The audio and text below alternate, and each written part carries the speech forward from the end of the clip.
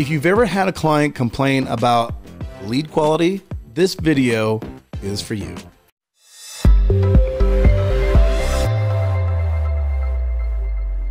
All right, what's up everybody? Welcome back to the channel. I'm really excited to share this with you today because I think there is a big, huge myth out there that needs some serious busting. And that is the idea that there is even such a thing as lead quality. Now, let me frame this out a little bit for you. If you are running Facebook ads for local businesses and you've ever heard, hey, this lead quality is bad, or you know, these people didn't fill out this form, or we're chasing these people, whatever the case may be, if you've ever heard those types of, you know, that type of feedback, really those are distractions away from what the real problem is. Okay, so in today's video, I'm going to walk you through how to reframe what lead quality actually should be called. That's number one. And then number two are a couple of experiences that I think will help you understand what the goal of lead generation is, so you can convey that properly to your customers. The first thing I'd like to do is share just a quick experience of a published case study that my agency had back in, I think in 2018, 2019. I'll post a link to that in the description below. But back then we had a published case study and it was for a brand new chiropractic clinic. What had happened was our Facebook rep had been following us for a while, really liked the way that we were doing our different lead generation campaigns and said, hey, I think this fits the criteria that we're looking for in terms of publishing these case studies, which the Facebook business department was really trying to get you know, results and case studies out for local businesses. So we had a published case study. They published our ads and they published all of the different campaigns that we ran. And it was a really great opportunity. Obviously, you know, having a case study published by Facebook is going to be a good thing for your business. But the really big benefit of that case study was we got a lot of data and a lot of feedback about which ads really worked and which ads really pulled the most results. And in that particular instance, if you reference the actual case study, we ran 3 campaigns: a general chiropractic, a general acupuncture, and then a niche specific spinal decompression offer. And I think if you know anything about marketing, you know that probably the first 2, the general campaigns, probably generated some leads, but the one that really did the pulling in terms of outcomes, in terms of revenue, came from that 3rd niche specific campaign.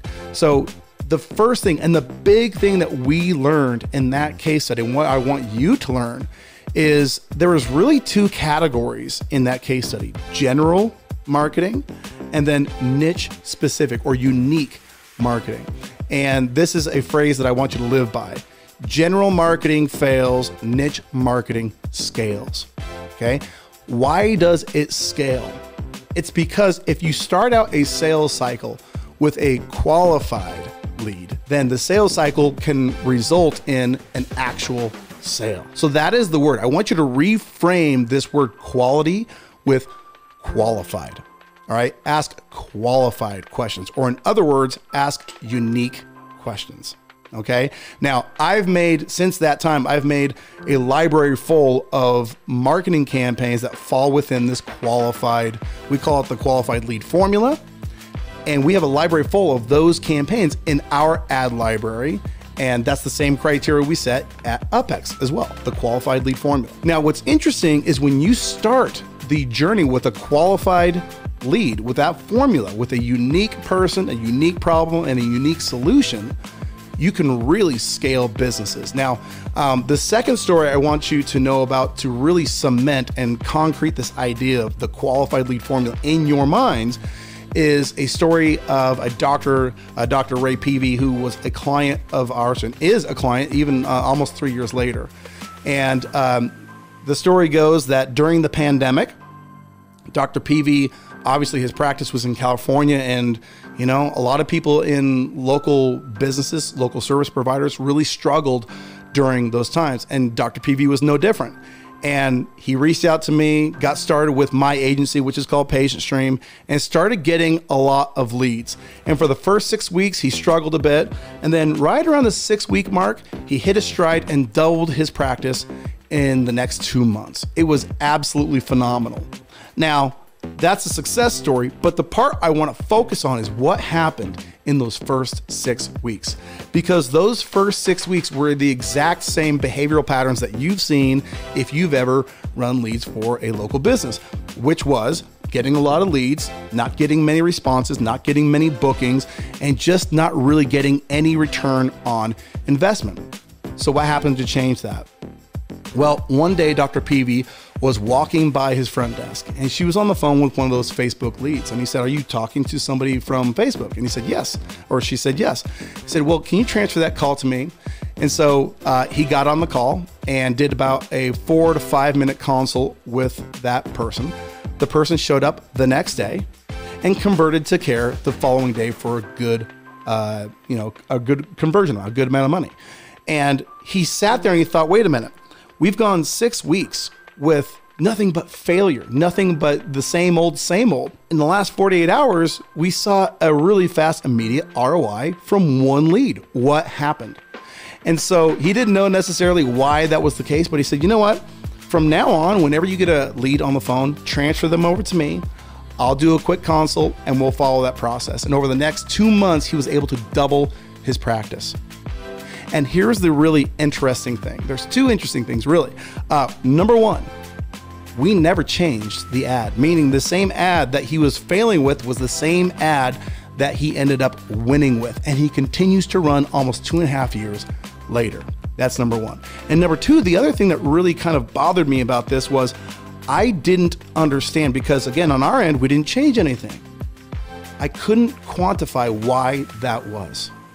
And then one day I was listening to a podcast that Alex Hormozi did. He was talking about sales, and he said every conversation, every dialogue has two simultaneous dialogues, which are the words being said and the certainty and conviction with which they are said, the belief behind the words.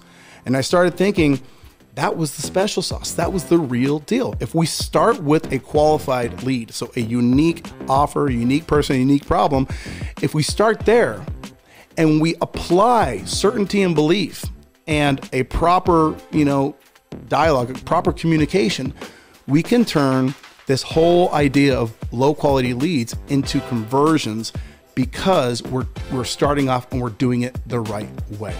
So my challenge to you is, if you find yourself with people giving you feedback like, hey, this lead quality is not good, number one, make sure that your offers, that your the products that you're selling, the services you're promoting, make sure that you're not doing general offers, okay? Make sure that you're talking to unique people, that you are talking about unique problems, and that you have a unique offering. If you do those things, if you have a qualified offer, then when you get that same feedback, you just say, listen, it's not this. And you can even tell the stories I've told you today and say how from start to finish, it's not about the lead quality, it's about how qualified the person is. So I hope that's helpful. If you're running an SMMA and you're running into that, there's your solution. If you're thinking about going from SMMA to SaaS ads, look in the description below. Check out what UpHex is doing right now to turn Facebook ads as a service into Facebook ads as a software. See you on the next video.